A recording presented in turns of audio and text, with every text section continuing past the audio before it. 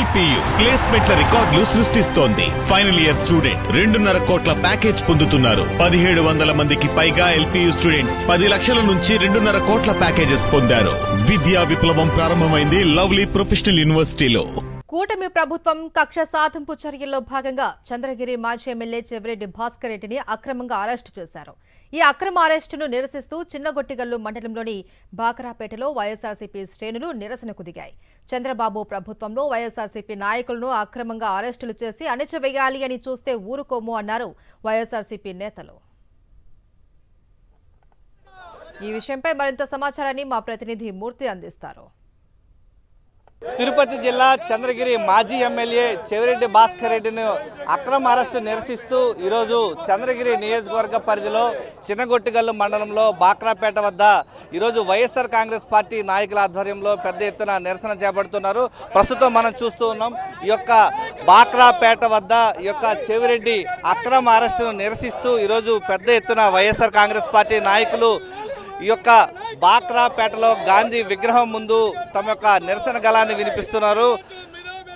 రాష్ట్రంలో అమలు చేస్తున్నటువంటి రెడ్ బుక్ రాజ్యాంగం వద్దు, అంబేద్కర్ రాజ్యాంగం ముద్దు అంటూ ఈరోజు వైఎస్ఆర్ కాంగ్రెస్ పార్టీ నాయకులు శ్రేణులంతా కూడా ఈరోజు నియోజకవర్గంలో ప్రతి మండలంలో కూడా ఈ యొక్క నిరసన గళాన్ని బలంగా వినిపిస్తున్నటువంటి పరిస్థితి కనిపిస్తోంది.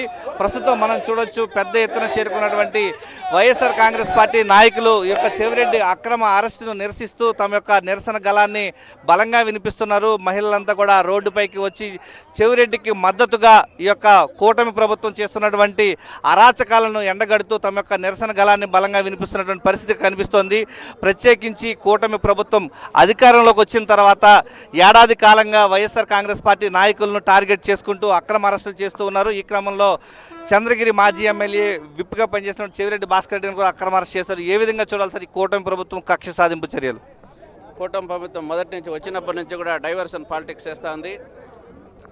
గద్దెనెక్కిన కాలం నుంచి కూడా వీళ్ళు డైవర్షన్ చేసేదానికి స్కామే లేని ఒక స్కీమ్ తెచ్చి లిక్కర్ పాలసీ అని గవర్నమెంట్ నడిపిన దానికి అసలు కేసే ఉండకూడదు. వీళ్ళు ప్రైవేట్ పాలసీలో ఇప్పుడు మద్యం ఏ విధంగా ఉంది, ఇప్పుడు ఎక్కడెక్కడ తాగుతూ ఉన్నారు, బ్రాందీ షాపుల పక్కన అన్ని పర్మిట్ రూములు ఇచ్చి తాపి ఇప్పుడు స్కామ్కి పాల్పడుతూ ఉన్నారు. అసలు స్కామే లేని దాన్ని కేసులు పెట్టి ప్రతి ఒక్కరిని కూడా వైసీపీ నాయకులను బెదిరింపులు గురిచేసి అక్రమ కేసులన్నీ బనాయిస్తున్నారు. వీటంతా కూడా పూర్తిగా ఖండిస్తున్నాము. ఇట్లాంటి కేసులు కూడా మా నాయకులను జైలు వేసినంత మాత్రాన ఇక్కడ కార్యకర్తలు కానీ నాయకులు కానీ ఎవరు భయపడే పరిస్థితి లేదు. ఇంకా రెట్టింపు ఉత్సాహంతో పార్టీ కోసం పనిచేస్తాము. కాబట్టి ఇప్పుడు కూడా మీకు అవకాశం ఇచ్చినారు ప్రజలు. మీరు అందరినీ కలుపుకొని ప్రజలకు మీరు ఇచ్చిన సూపర్ 6 హామీ పథకాలు నెరవేర్చండి. అంతకుమించి మేము ఏం కోరుకోవడం లేదు. ఈ అక్రమ కేసులు ఇంకా రద్దు చేసుకొని వ్యవస్థగా పోయేదానికి చూడాలి. మేమందరం కూడా మీ అభివృద్ధికి మేము అధికారంలో ఉన్నాము. అందరూ ఎంపీటీసీలు సర్పంచులు అంతా మేమే ఉన్నాం. మీకు ప్రతి ఒక్క అభివృద్ధికి మేము సహకరిస్తాము. మా ఎమ్మెల్యే చెవిరెడ్డి భాస్కర్ గారు చెప్పారు, అధికారం వాళ్ళకి ఇచ్చారు. ప్రజలు మనం శిరసా వహించాలి.